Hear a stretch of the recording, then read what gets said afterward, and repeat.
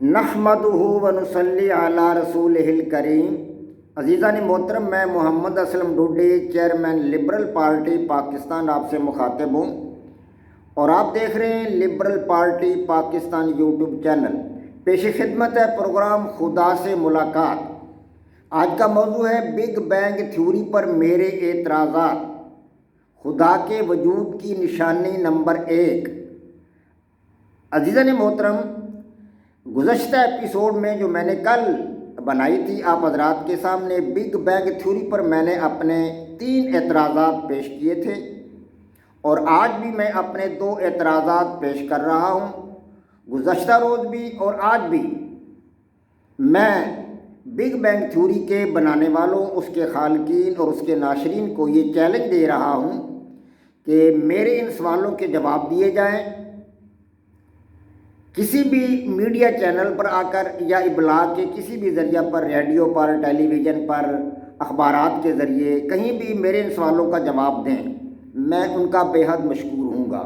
تو عزیزان محترم، بگ بینگ تھیوری پر اپنے اگلے اعتراضات شروع کرنے سے پہلے میں آپ حضرات کے سامنے ایک روایت بیان کرنا چاہتا ہوں تاکہ آپ کا ایمان تازہ ہو جائے۔ یہ روایت ہے امام اہل سنت حضرت امام ابو حنیفہ رحمۃ اللہ علیہ کے حوالہ سے۔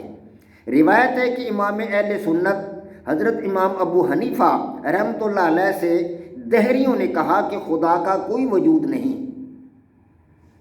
دہریے، لفظ دہریہ نکلا ہے دہر سے، دہر کے معنی ہے زمانہ۔ قرآن پاک میں سورہ دہر بھی موجود ہے، تو دہر کے معنی زمانہ، یعنی کہ دہریے سے مراد وہ لوگ جو زمانے کو مانتے ہیں، یعنی زمانہ جو دنیا اس وقت چل رہی ہے بس دنیا کے وجود کو تسلیم کرتے ہیں، خدا کے وجود کو نہیں مانتے۔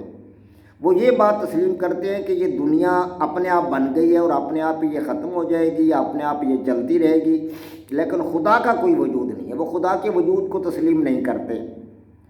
تو امام ابو حنیفہ سے دہریوں نے کہا کہ امام خدا کا کوئی وجود نہیں، لیکن امام نے جواباً کہا کہ اللہ تبارک و تعالیٰ کا وجود ہے۔ تو دہری یہ کہنے لگے کہ امام آپ ہمارے ساتھ مناظرہ کر لیں۔ امام رحمۃ اللہ علیہ نے ان کے اس چیلنج کو قبول کر لیا۔ تو دہریوں نے مناظرے کا مقام مقرر کر دیا، وقت مقرر کر دیا، شہر مقرر کر دیا، انہوں نے خود ہی مقرر کیا۔ تو امام ابو حنیفہ رحمۃ اللہ علیہ وقت مقررہ پر تشریف نہ لا سکے کسی مجبوری کی وجہ سے۔ تو دہریے بڑے خوش ہوئے کہ امام ہمارے مقابلے سے عاجز آ گیا، امام ہم سے شکست کھا گیا اور ہم کامیاب ہو گئے۔ وہ بڑے خوش ہو رہے تھے، لیکن تھوڑی دیر کے بعد امام تشریف لے آئے تو دہریوں نے استہزاء کرتے ہوئے کہا کہ امام اگر آپ سچے ہوتے تو آپ وقت پر تشریف لاتے۔ امام نے فرمایا میرے دوستو، بات یہ کہ میرے راستہ میں ایک دریا پڑتا تھا، اسے عبور کرنا میرے لیے ممکن نہ تھا۔ میں اسے عبور کرنے کے لیے کوئی ترکیب سوچ ہی رہا تھا کہ کیا دیکھتا ہوں کہ اتنے میں ایک درخت خود بخود کٹ گیا، پھر خود بخود اس کے تختے بن گئے، پھر وہ تختے خود بخود آپس میں مل کر ایک کشتی بن گئی، اور پھر وہ کشتی خود بخود چلتے ہوئے دریا میں آ گئی، اور پھر دریا سے چلتے ہوئے میرے قریب آ گئی اور میں اس میں سوار ہو کر آپ کے پاس آ گیا ہوں۔ تو دہریے پھر استہزاء کرنے لگے، مذاق کرنے لگے کہ امام یہ کیسے ہو سکتا ہے کہ درخت خود بخود کٹ جائے، خود بخود اس کے تختے بن جائیں، خود بخود وہ کشتی بن جائے، پھر کشتی خود بخود دریا میں آ جائے اور خود بخود چلتی آپ کے پاس آ جائے، یہ تو ممکن ہی نہیں ہے۔ تو امام ابو حنیفہ رحمۃ اللہ علیہ مسکرائے اور کہا نادانو، او بے وقوفو، اگر درخت خود بخود نہیں کٹ سکتا اور خود بخود اس کے تختے نہیں بن سکتے اور خود بخود اس کی کشتی نہیں بن سکتی، تختے باہم مل کر کشتی نہیں بن سکتی، اور کشتی خود بخود چل کر دریا میں نہیں آ سکتی، اور دریا سے خود بخود چل کر میرے پاس نہیں آ سکتی، تو نادانو، یہ اتنی لمبی چوڑی اور وسیع اور یہ کائنات، یہ کسی بنانے والے کے بغیر یہ خود بخود کیسے بن گئی ہے؟ دہریے بڑے ششدر اور حیران رہ گئے اور لاجواب ہو گئے۔ تو ان میں سے بہت سارے دہریوں نے امام ابو حنیفہ رحمۃ اللہ علیہ کے ہاتھ پر اسلام قبول کر لیا، کلمہ پڑھ لیا ان لوگوں نے۔ تو عزیزان محترم، یہ تو ایک روایت تھی جو آپ کے ایمان کو تازہ کرنے کے لیے میں نے بیان کی تھی۔ تاہم میرا چوتھا اعتراض جو بگ بینگ تھیوری بنانے والوں کے لیے ہے وہ یہ ہے کہ ہائیڈروجن سے دیگر عناصر اور مرکبات یعنی ایلیمنٹس اور کمپاؤنڈز وہ کیسے وجود میں آئے.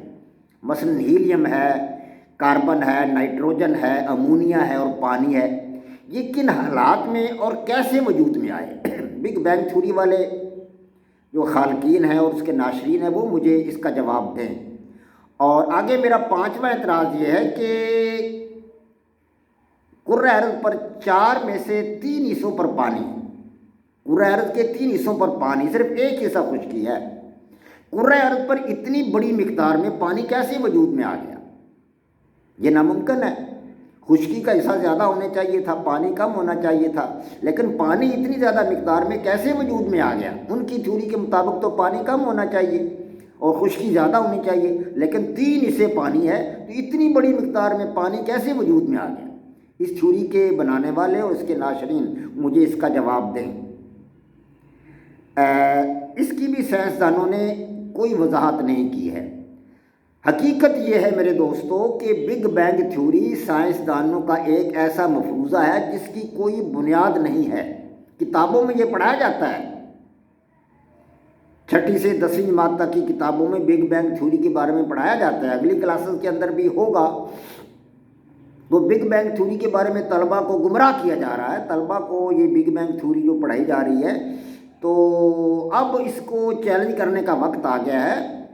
تو یہ 100% ایک وہمہ اور ایک خیال ہے. بگ بینگ تھیوری سائنسدانوں کا ایک ایسا مفروضہ ہے جس کی کوئی بنیاد نہیں ہے.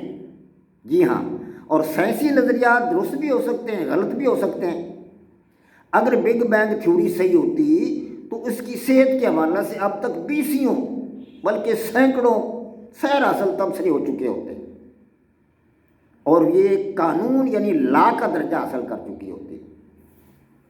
لیکن حقیقت یہ ہے کہ بگ بینگ تھیوری کائنات کے وجود کے بارے میں ایک غلط تصور پر مبنی ہے. اور اب وقت آ گیا ہے کہ اس تھیوری کی کمزوریوں کو سامنے رکھتے ہوئے اور اس کی وضاحت کرتے ہوئے پوری دنیا کے سائنسدانوں کو یہ باور کرایا جائے کہ وہ اپنے فہم و ادراک سے اثر نو کام لیں اور اس حقیقت کو تسلیم کر لیں کہ کائنات کو اللہ عز و جل نے پیدا فرمایا ہے. وما علینا الا البلاغ. پاک فوج زندہ باد، پاکستان پائندہ باد.